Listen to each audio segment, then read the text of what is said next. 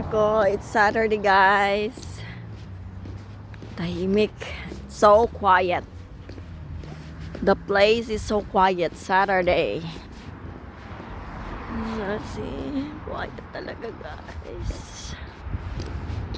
But still going to work Saturday. Keep on going. Saturday. Keep on working. O, diba? Malapit nang mag-sprout yung mga dahon or whatever, bulaklak. Malapit. Spring na talaga. So, it's spring pero may snow. It can earn. So, April talaga is springtime na, no? Kasi yung mga puno talaga may mga talulot na. Yung mga puno. Mga talulot. So, tahimik ang paligid. It's so very quiet. It's so quiet. For sale. Yeah. For sale ang bahay na to. It's nice. It's nice house. It's nice house. Maganda. Malaki. It's nice house for sale. Malalaki dito ang bahay dito. Oh my gosh.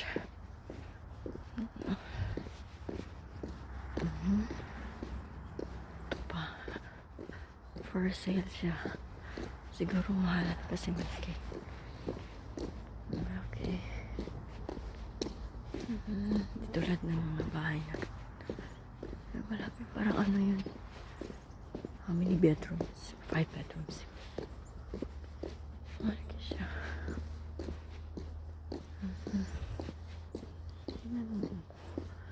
Nagaano na yung mga talulot niya. So, spring na. Guys. Happy na, guys. Ang paligid. Hydro. Pero minsan, hindi mo ma-predict ang weather. Ang weather na hindi na mag-snow. Ewan na lang kung may snow pa. Kasi yung snow kasi malamig din yan. Pag may snow, malamig pag maaraw.